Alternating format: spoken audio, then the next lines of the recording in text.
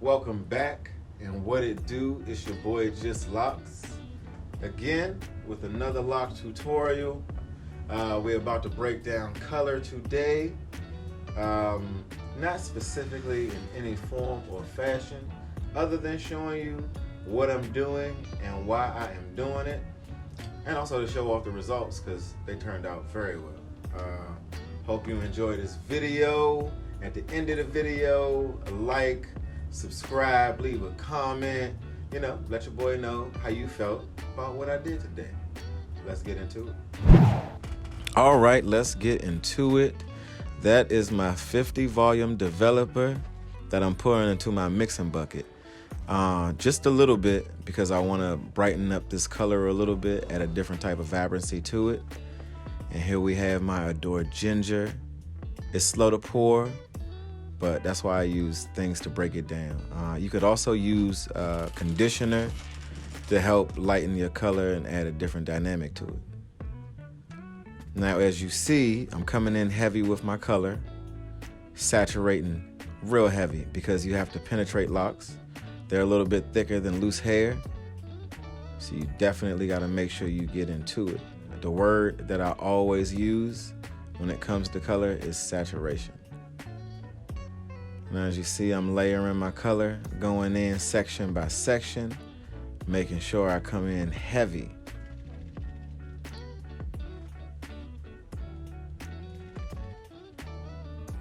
Now, the reason you see me stopping at a particular spot on the locks before I continue to work the color down, and I'm coming in checking my lines of demarcation, is because after that, I'm coming in with a different color. We're gonna do a color change, but it's only gonna be slight, kind of gradual, so you have to look for the pop.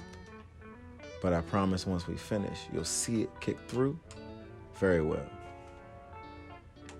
Now again, we're focused on saturation. We're going in heavy, so you're gonna need to make sure you have a lot of color, especially when you got longer locks. Longer locks take a bit of time to absorb the color. So going in heavy. Oh, here I go. My second transition to color.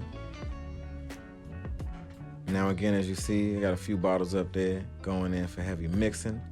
Changing up my gloves, a little more developer. Boom. Because I want to add that different vibrancy to the color, and also allows it to settle in a little bit more. On to the next step. And you see how different the color is from the initial color that we placed on. And even now, if you pay attention, you catch me stopping right before I reach the bottom because we're gonna have another transition color.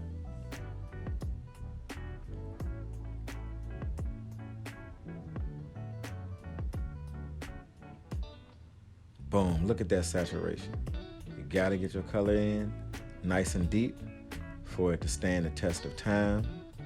When we do color over here, it settles well and it lasts.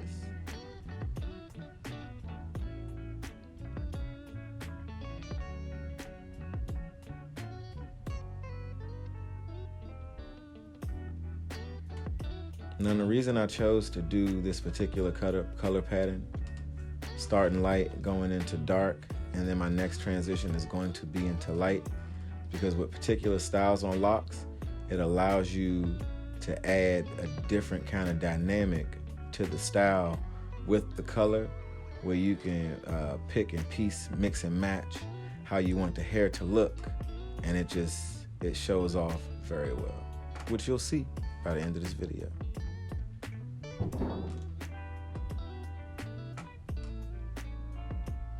I cannot stress this enough. Saturation, saturation.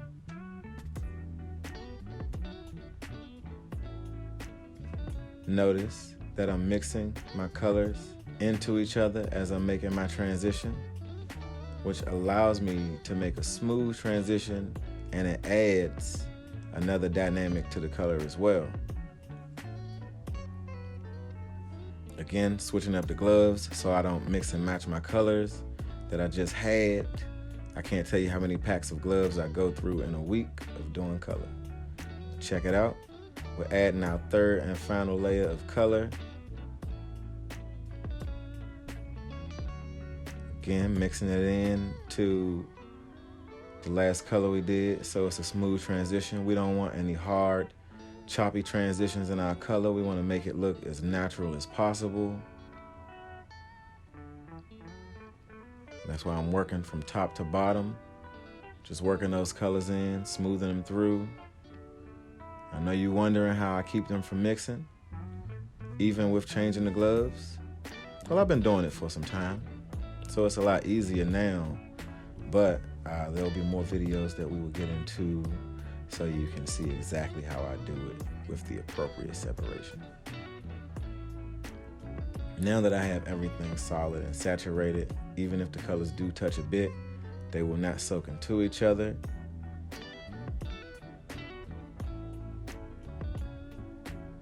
We get into our rinse. She was shampooed earlier because we dyed her roots black. She has a lot of gray that she wanted to cover. So we always go with cold rinses, as cold as possible. Boom. We got our shampoos, clarifying shampoo and a moisturizing shampoo. The clarifying shampoo is to help to strip, color from her scalp potentially.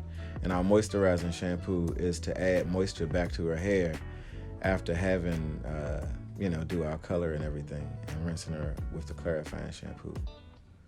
We keep it nice and cold so our color does not bleed into itself, and also so that we rinse it well enough that it does not bleed into a person's clothes. We can't have our clients out here with nice fresh hair and stained clothes. People will wonder about it.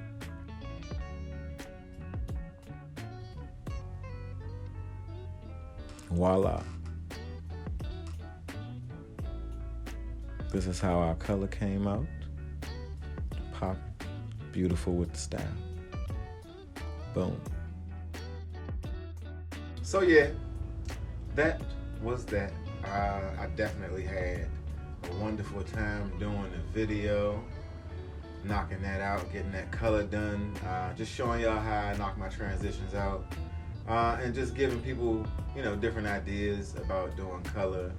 Now again, if you dig what you had just saw here today, please like and subscribe and comment on the video. Constructive criticism is always good, but everybody's free to say how they feel, so let your boy know and click those buttons wherever they may be. I'm out.